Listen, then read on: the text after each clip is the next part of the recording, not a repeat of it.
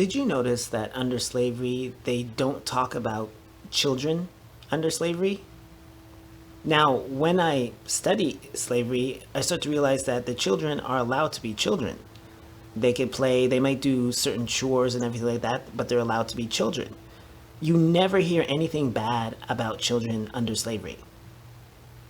Now, when it comes to Caucasians, I'm going to let you listen to a passage from this book called They Were White and They Were Slaves by Michael Hoffman II.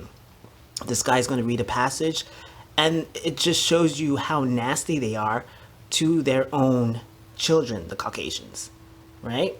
But they never talk about the horrific things that happen to the children.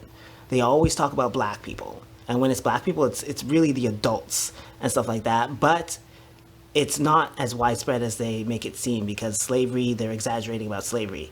But they don't mention the nasty things that they do to their own children. Now, this is mainly in Europe, in Britain, and stuff like that. But this happened also in America, in the North, in the free North. So just listen to what he says.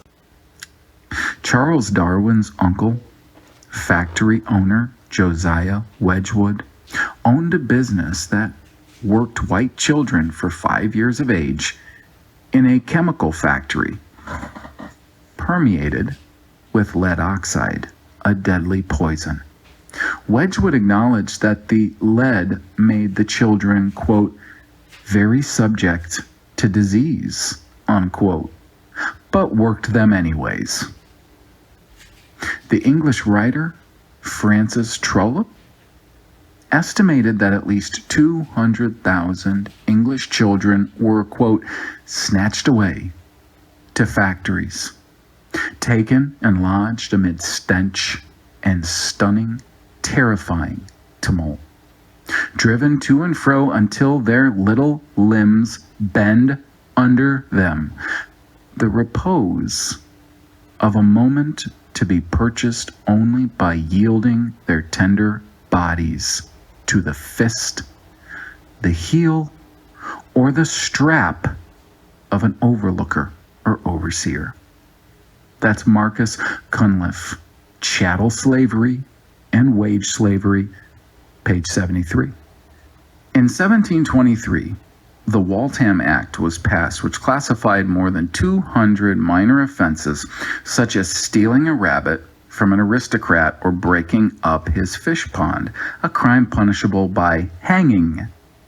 Starving youths 14 years old were strung up on Tyburn gallows for stealing as little as one sheep. When their bodies were cut down, their parents had to fight over them with agents of the Royal College of Physicians, who had been empowered by the courts to use their remains for laboratory dissection. The English historian William Cobbett stated in 1836, quote, the starving agricultural laborers of southern England are worse off than American Negroes.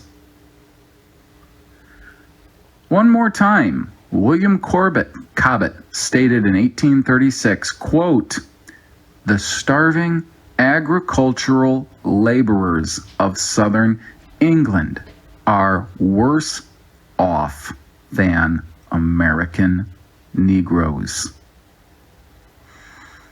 When in 1834 English farm workers in Dorset tried to form a union in order to, quote, preserve ourselves, our wives, and our children from starvation, they were shipped into slavery in Australia for this, quote, unquote, crime. The situation of white factory workers was no better. Robert Owen declared in 1840, quote, the working classes of Great Britain are in a worse condition than any slaves in any country, in any period of the world's history. In 19th century England, tens of thousands of white children were employed as slave laborers in British coal mines. Little white boys, 7 years old, were harnessed like donkeys to coal carts in order to drag them through mine shafts. In 1843, white children aged 4 were working in the coal pits. In Old English cemeteries can be seen epitaphs on gravestones like one which reads, quote, William Smith, aged 8 years, miner, died January 3rd, 1841. Now I have to just comment real quick. Are any of you thinking a little bit about why we refer to boys and girls under the age of 18 as minors? They were doing the same thing to children in the North, in the free North. So you see how they leave out information? They only want you to know what they want you to know, and also they exaggerate or fabricate information. This is what they do. That's why you have to study different sources, and then you have to piece things together and see what they left out, what they're not talking about, what they don't want to say. And that's very suspicious that, they were having way more problems than black people. Way more problems. And when he said that, they're worse off than the Negroes, well, they're talking about the Negroes that actually do have problems. Because in the slave narratives, which is mostly positive, they said that, no, my master doesn't treat me badly. He doesn't treat our slaves badly. Only those who actually do things like steal or they do something that they're not supposed to do, they get punished. But overall, the slaves are not mistreated, right? There are some plantations, yes, where slaves are mistreated because, the master is just a jerk.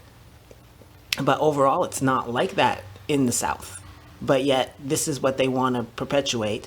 And then they don't want to talk about the things that they do, the nasty things that they do. And they just want to focus on black people. Why is that?